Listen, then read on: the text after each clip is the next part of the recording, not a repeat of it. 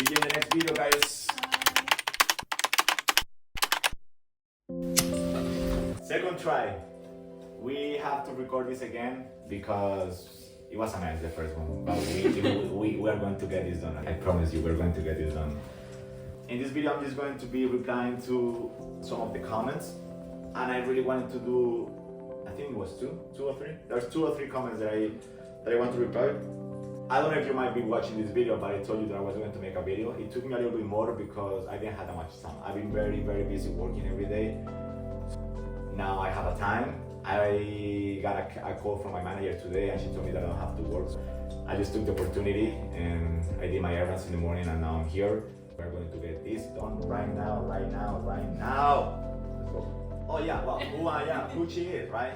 You might be wondering who is this person right next to me. Well, she's my wife. First things first, how did you move to the US? How did I move to the United States? Okay, I moved to almost 3 years ago. I was living in Spain, Canary Islands. And the idea came under basically pressure of growing up. Growing up in an island, I know a lot of people might find very exciting, but trust me, it's not that exciting when you see the same people and the same places every day. Like, it is already frustrating here in America, but America is way bigger. Now imagine on a tiny island that you can go around in 6 hours. Smaller than Puerto Rico. It's smaller than Puerto Rico, just to put you in picture. So it can be very, very frustrating. So I just went to work outside the country, the island and country, because I left Spain with my best friend. We were working and the situations aligned and I end up here. I always knew I was going to end up here in the United States. I always manifested it and I always will say this. When I was a kid, I was 16 years old, 15 years old, I already pictured myself living in the United States. I've been very, very close to the culture. I always consume a lot of content from the United States. So I don't know why. I knew I was going to end up here and look at me now, pretty much fully bilingual. So next question. Or something attached to that question, anything? Did you go to study there or here in the US? No, I didn't come to the United States to study. At least that wasn't the main idea behind coming here. I came here just with the idea of looking around, but I ended up working 2 weeks after I came to the United States. I think there's a lot of work here in the United States, and people that they complain that there's no work is because they are not actually putting the intentions of working.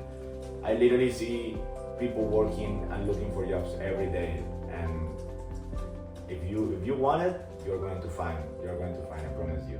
So I came here 2 weeks after, 2-3 weeks after I started working in a restaurant, and from there I just started getting my own money, and then I moved eventually alone, and now look at us, we're living here, and this is our apartment. But you have to start somewhere. I don't deny the possibility of studying in the future, but as of right now, it is not on my head. It's not in my head. I have other priorities in life, and until I don't get them done, I'm not planning on studying anytime soon.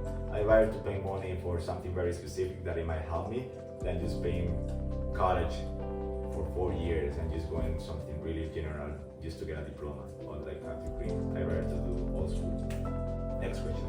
Next question is, how long have you been a barber? I've been a barber for, I'm pretty sure, 6 months, around there. I don't know, I don't really know. I don't track my days. I used to be very aware of my days or how long I was cutting hair for. But as you get to a stage that you don't really count the days no more. You just want to cut hair, that's it. You just want appointments and you know that you have to get the job done and you just go there and you get the job done. The first month I wasn't cutting hair like that. I was just watching a lot of my co-workers. I used to spend a lot of time with Rios in the studio, so I was watching a lot of his haircuts. That was pretty much the first month. I didn't have any clients. So if there's one thing that I can say about pretty much any business is that it doesn't matter how much you watch people do something, that until you don't do it, it is pretty much useless. Because realistically, I think about it, like you're watching, but like how much of that information can you retain? Not even the practice, how much of that information can you retain in your brain? I remember I used to watch a lot, but I'm not even laughing at this point. I'm sorry. Third tried because we didn't have storage, and I'm in a terrible mood, but I need to get this done. I need to finish it, and it is what it is. I cannot.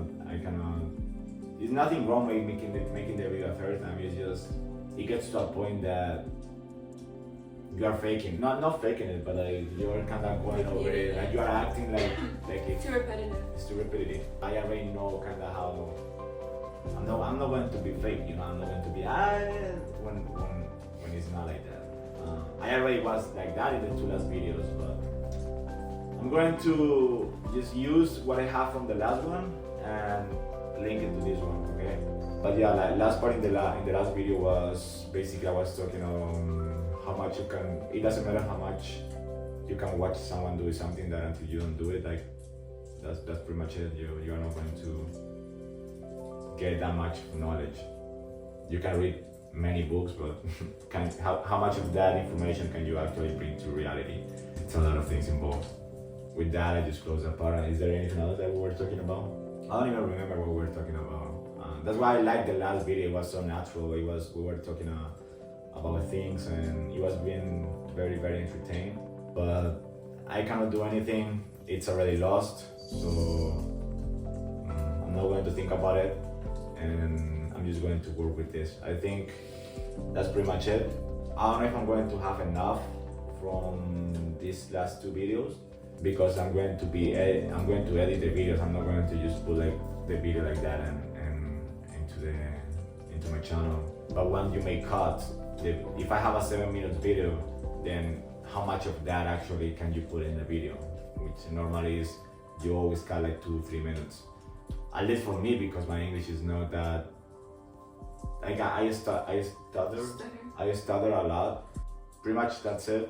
I wanted to make this video special, and I tried my best. I really tried. And you will see in the last video that I was very excited, but at this point it is what it is, you know. I cannot do anything.